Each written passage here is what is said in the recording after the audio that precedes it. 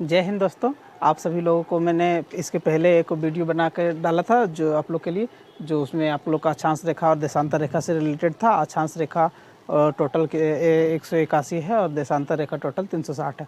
इसके बारे में हम लोग अच्छे समझे थे। आप अगर नहीं देखे होंगे तो आप पिछले वीडियो उसको देख लीजिएगा, तभी आपको ये सब समझ में आएगा। आज हम लोगों देखेंगे कि अच्छा शीत कटिबंध, शीतोष्ण कटिबंध, उष्ण कटिबंध, उपोष्ण कटिबंध, ये आखिर ये सब कटिबंध होता क्या है।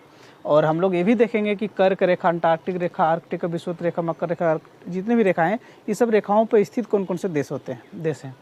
तो देखिए, आप लोग को इसके पहले में सारा हम बता चुके थे कि आर्कटिक रेखा 66.5 डिग्री उत्तरी पोल पे है, यानी उत्तरी ध्रुव ही है। कर्क रेखा जो है 23.5 डिग्री उत्तरी ध्रुव पर है, और उसके नीचे हम लोग जाएंगे दक्षिणी ध्रुव में, तो 23.5 डिग्री नीचे में मकर रेखा और 86.5 डिग्री नीचे में अंटार्कटिक रेखा है। ठीक है, नीचे वाला जो पोल होता है, यानी इक्वेटर के बीच वाला नीचे का भाग दक्षिणी ध्रुव कहलाता है, और उसके ऊपर वाला उत्तरी ध्रुव कहलाता है। इसी को हम लोग गोलार्ध भी कहते हैं, उत्तरी गोलार्ध और दक्षिणी गोलार्ध। ये आप लोग थोड़ा ध्यान में रखिएगा, उत्तरी ध्रुव या उत्तरी गोलार्ध या फिर नॉर्थ पोल एक ही है, और दक्षिणी ध्रुव या दक्षिणी गोलार्ध या फिर साउथ पोल ये एक ही है। इसी का बात कर रहे हैं, यानी कि इक्वेटर के नीचे और इक्वेटर के ऊपर दक्षिण और उत्तर, यही दो है। दो को प्रमुखता दिया गया। ठीक है, आप सोचिए पूर्व पश्चिम कहाँ गया, तो इसमें पूर्व पश्चिम नहीं होता, ध्यान में रखिए इसको। अब ये क्या है, उत्तरी ध्रुव। अब ये उत्तरी ध्रुव जो होता है ना, ये यहाँ पर जो आप देख पा रहे होंगे ऐसे, ये वाला क्षेत्र जो है ना, बहुत ही ज़्यादा ठंडा वाला क्षेत्र होता है, बहुत ज़्यादा। नीचे में भी सही होता है, बहुत ज़्यादा ठंडा होता है। और आप लोग को पता होगा कि ये जो सूर्य की रोशनी जो है ना, यहाँ पर बिल्कुल नहीं पड़ती, तिरछी पड़ती है, एकदम डायरेक्ट नहीं पड़ती। तो डायरेक्ट कौन कहाँ पड़ती है, तो यहाँ पे, और ये विषुवत रेखा पे और मकर रेखा पे और कर्क रेखा पर। ठीक है, तो ये जो सूर्य की रोशनी नहीं पड़ने के कारण यहाँ पर अत्यधिक ठंड पड़ता है, ऊपर में अत्यधिक ठंड पड़ता है। ठीक है, तो ये अब ध्यान से दीजिए इधर कि दो जो रेखा है, कर्क रेखा, अंटार्कटिक रेखा और मकर रेखा, ये दो रेखाओं के बीच, और ये विषुवत रेखा और मकर रेखा, ये सब के बीच पूरा यहाँ से लेकर अगर यहाँ तक हम बात करें तो सूर्य की रोशनी ठीक ठाक पड़ती है। लेकिन अगर इधर बात करें अंटार्कटिक रेखा से नीचे और आर्कटिक रेखा के ऊपर, सूर्य की रोशनी बिल्कुल नहीं पड़ती। यही कारण है कि वहाँ पर सब बहुत ही ज़्यादा ठंड पड़ता है, यानी कि माइनस में टेम्परेचर वहाँ होता है, लगभग 50-40 के आसपास होता है। अब अंटार्कटिका में हज़ारों साल से जो बर्फ़ जमा हुआ ना, अभी तक जमा हुआ ही पिघला नहीं है। और ऊपर में भी जो है रूस का जो इलाका है उधर बहुत ही ज़्यादा बर्फीला एरिया है। तो वो ऐसा इसलिए होता है क्योंकि वहाँ पर सूर्य की रोशनी पड़ती ही नहीं है अच्छे से, इस कारण होता है। ठीक है, अब देखिए यहाँ जो अंटार्कटिक रेखा के ऊपर वाला नीचे वाला भाग, यहाँ तक, यहाँ से लेकर यहाँ तक का भाग बहुत ज़्यादा ठंड पड़ेगा। तो जब ठंड पड़ेगा तो क्या होगा, वहाँ पर जहाँ पर ज़्यादा अत्यधिक ठंड पड़ता है तो वहाँ पर शीत बहुत ज़्यादा होता है ना, शीत। और आप लोग ध्यान दीजिएगा कि दो अक्षांश रेखाओं के बीच वाला भाग वही कहलाता है कटिबंध, इंग्लिश में कहते हैं जोन।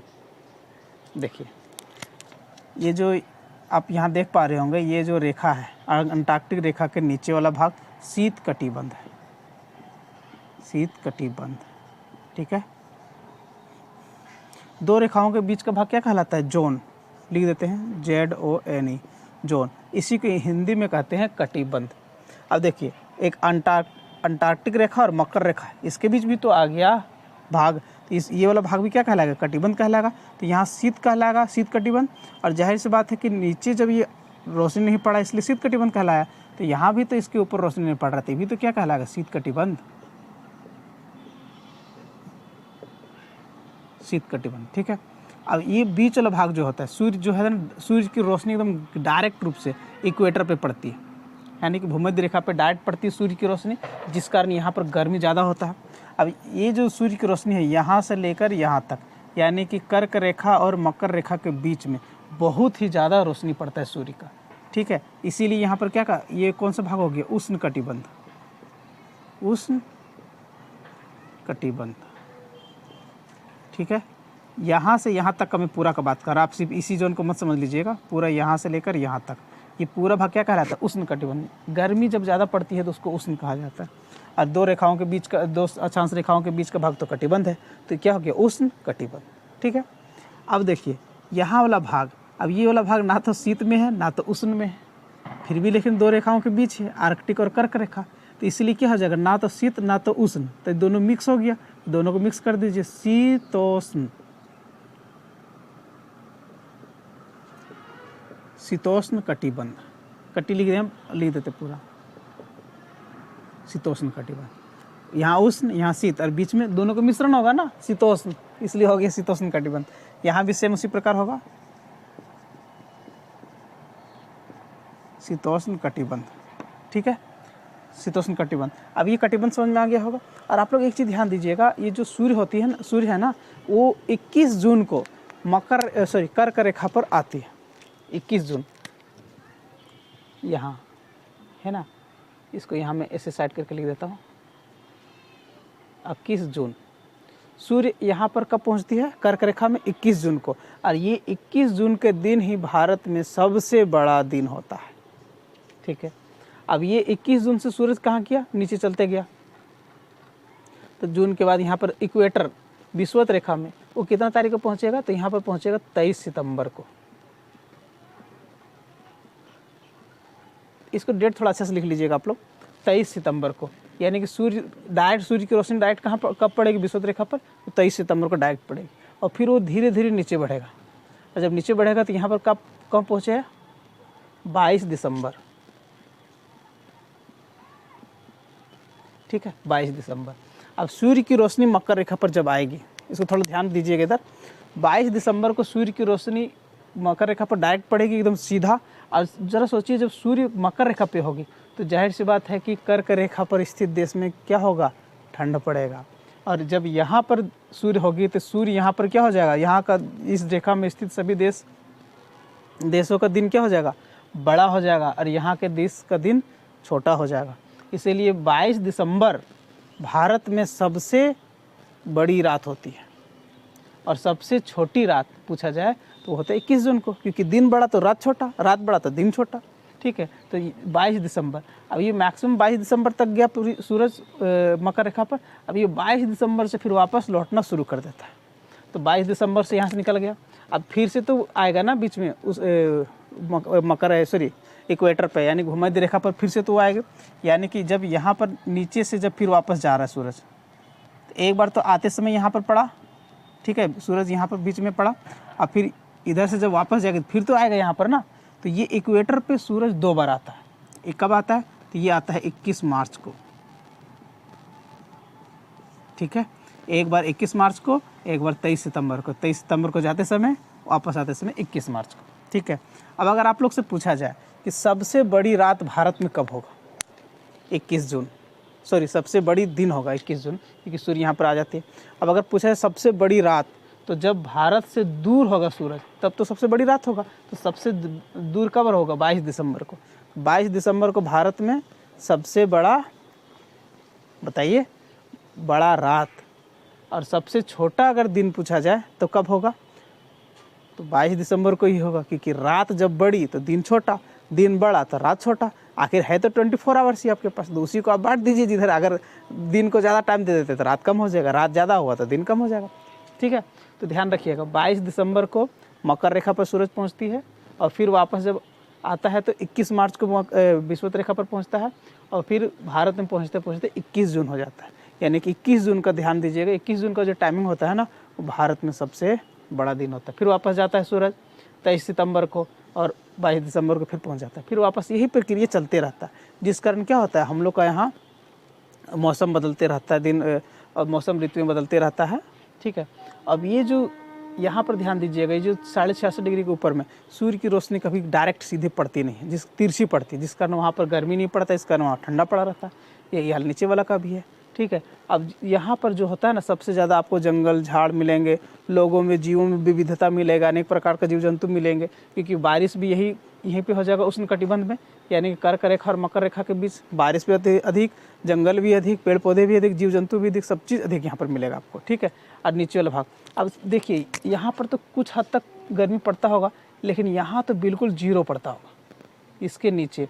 अब ये वाला भाग पूरा जो है बहुत ज़्यादा ठंडा होगा, तो ये वाला भाग को कहते हैं टैगा, टुंड्रा कहते हैं।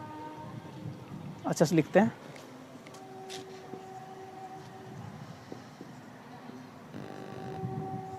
ठीक है, ये इसको कहते हैं टुंड्रा। ऊपर वाला भाग भी जो है, ये यहाँ पर तो सूर्य का तो दूर दूर तक दर्शन नहीं होगा कहीं, तो ये वाला भाग भी क्या कहलाएगा? टुंड्रा, ठीक है।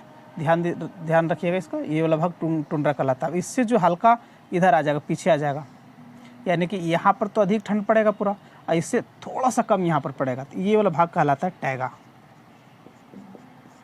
सेम यहाँ पर भी है, ये वाला भाग जो रह गया वो क्या कहलाएगा, टैगा कहलाएगा, टैगा, ठीक है। ध्यान दीजिएगा। अब इधर देखिए, मुख्य रूप से रेखा अब यहाँ पर सूरज जो है आने जाने की क्रिया कहाँ करेगा, कर्क रेखा, विषुवत रेखा और मकर रेखा पे। तो कर्क रेखा पे एकदम डिस्टर्बेंस रहेगा, विषुवत रेखा पे रहेगा और मकर रेखा पे रहेगा। बाकी ऊपर वाला नीचे वाला तो बिल्कुल ठंडा है भाई, कोई इसको कोई डिस्टर्ब नहीं कर सकता, एकदम शांति से पड़ा हुआ है। अब इसको समझिए कि विषुवत रेखा पर कौन कौन से देश स्थित है, यानी कि वहाँ पर जो लगभग मौसम समान बना रहेगा, गर्मी यहाँ पर ना ज़्यादा ठंडा, ज़्यादा वहाँ पर ठंडा नहीं पड़ता है, मौसम समान बना रहता है। लेकिन डिफरेंसेस जो होता है मकर रेखा और कर्क रेखा पर वाले स्थित देशों को, ठीक है। ठंडा और गर्मी का ज़्यादा ये लोग का एहसास होता है, जबकि बीच वाला में जो है ना गर्मी भीषण पड़ता है और ठंडा का वहाँ पर लगभग बहुत कम पड़ता है। देखो विषुवत रेखा पर स्थित देश तो Ecuador, Colombia, Brazil, Sao Principe, Gabon, Congo गणराज्य, Uganda, Kenya, Somalia, Maldives, Indonesia और किरिबाती, ठीक है।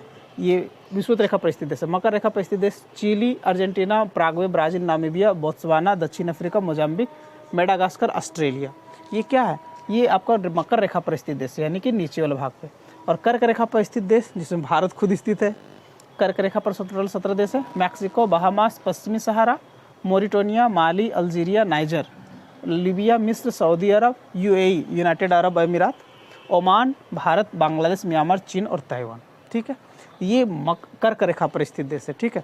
अब ये जो इतने सारे देश जो है ना, सबसे ज़्यादा इस सब में विविधता पाया जाएगा, अलग अलग प्रकार के लोग, रहन सहन, खान पान मिलता है, डिफरेंट में।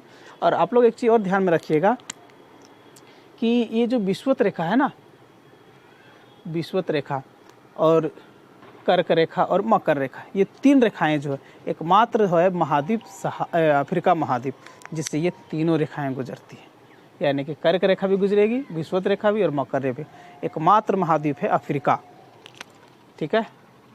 इस तरह लिख देते हैं,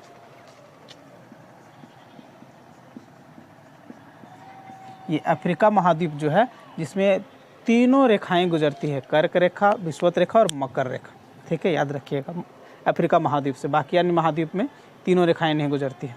और हम लोग अच्छे से चर्चा करेंगे कि किसी भी देश का समय कैसे निकालेंगे, तिथि कैसे निकालेंगे, और जो अभी हम मान लीजिए इंडिया में दिन हो रहा है तो अमेरिका में रात क्यों होता है, इंग्लैंड में रात क्यों होता है, तो ये सब जो मौसम चेंजिंग जो होता है, टाइमिंग ना, वो क्यों होता है, कैसे हम लोग इसको पता करेंगे कि हमारे देश में अगर 5 बज रहा है तो इंग्लैंड में कितना बज रहा होगा। इस प्रकार से हम लोग निकालेंगे समय कैसे, उसके बारे में हम लोग नेक्स्ट वीडियो में चर्चा करेंगे। तब तक के लिए जय हिंद। अगर आप लोग को ये वीडियो अच्छा लग रहा हो, अगर कुछ सीखने को मिला हो तो आप लोग प्लीज़ मेरे चैनल को सब्सक्राइब करें।